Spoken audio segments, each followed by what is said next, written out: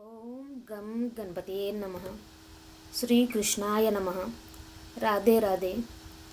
ఈరోజు వీడియోలో మనము భగవద్గీతలోని మొదటి అధ్యాయము అర్జున విషాద యోగము నుంచి 38 మరియు 39వ శ్లోకము చూద్దాము.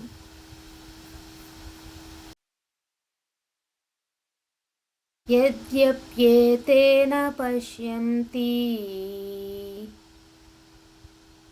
లోభోపహత చేతసః కులక్షయ కృతం దోషం మిత్రద్రోహే చ పాతకం కథం న జ్ఞేయమస్మాభిః పాపాదస్మాన్ నివర్తితుం కులక్షయ కృతం దోషం ప్రపశ్యద్భిర్జనార్దన.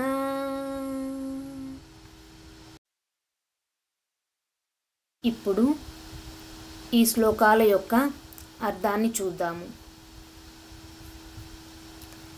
యది అపి అయినా సరే, ఏతే వారు, న పశ్యంతి చూడలేకున్నా, లోభ దురాశ, ఉపహత కమ్ముకున్న, చేతసః ఆలోచనలతో, కులక్షయకృతం బంధువులను నాశనం చేయటంలో, దోషం తప్పు, మిత్రద్రోహే స్నేహితులపై ద్రోహం చేయటం వలన, చ మరియు పాతకం పాపము, కథం ఎందుకు, నజ్ఞేయం తెలుసుకోరాదు, అస్మాభిః మనము,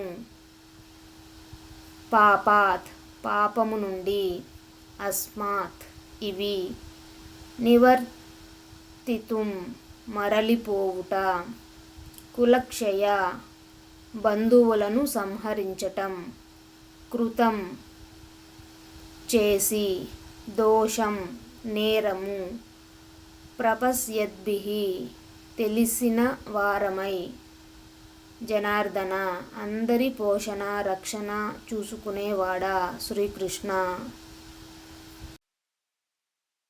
ఇప్పుడు ఈ శ్లోకాల యొక్క పూర్తి అర్థాన్ని చూద్దాము. వారి ఆలోచనలు దురాశచే నిండిపోయి బంధువులను సర్వనాశనం చేయటంలో కానీ లేదా మిత్రులపై విశ్వాసఘాతుకత్వం చేయటంలో కానీ వారు దోషం చూడటం లేదు.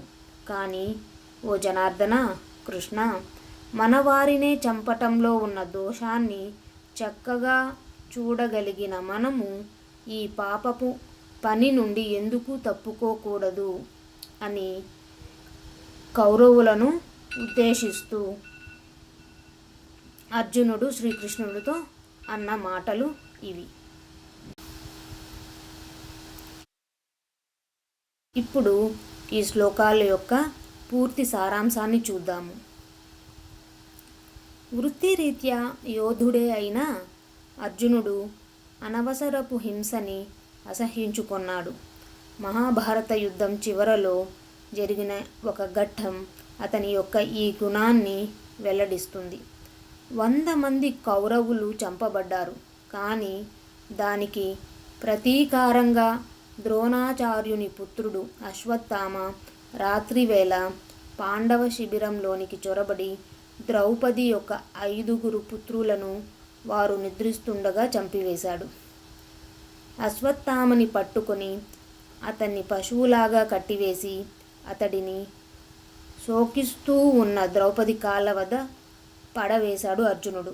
కానీ క్షమాగుణము మరియు సున్నిత హృదయం కలిగిన ద్రౌపది అశ్వత్థామ తమ గురువు ద్రోణాచార్యుని పుత్రుడు అయినందువల్ల అతన్ని క్షమించాలి అని అన్నది. మరోపక్క అశ్వత్థామని వెంటనే చంపివేయాలని భీముడు అభిప్రాయపడ్డాడు.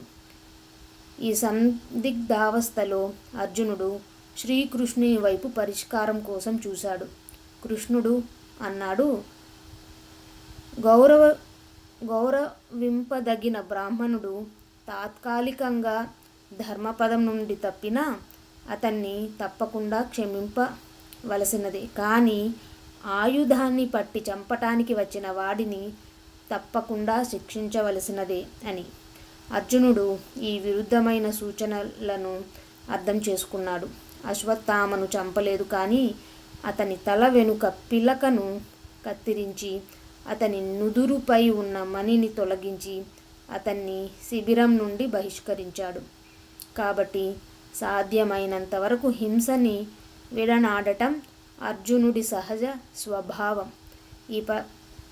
ఈ ప్రత్యేక పరిస్థితిలో పెద్దలని, బంధువులని చంపటం తగని పని అని తనకు తెలుసునంటున్నాడు.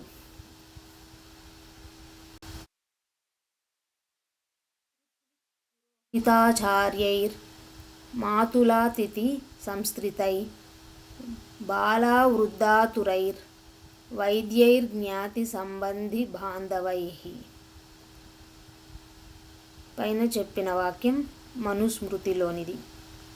అంటే యజ్ఞం చేసే బ్రాహ్మణుడు, ఋత్వికుడు, పురోహితుడు, గురువు, మేనమామ, అతిథి, తనపై ఆధారపడి ఉన్నవారు, పిల్లలు, పెద్దలు, వైద్యుడు మరియు బంధువులు, వీరితో కలహం పెట్టుకోరాదు. దురాశకు వశమైపోయిన కౌరవులు విచక్షణా జ్ఞానం కోల్పోయి ధర్మపదం నుండి తప్పుకున్నా ఏ దురుద్దేశం లేని తను ఈ పాడు పని ఎందుకు చేయాలి అని అర్జునుడు భావించాడు.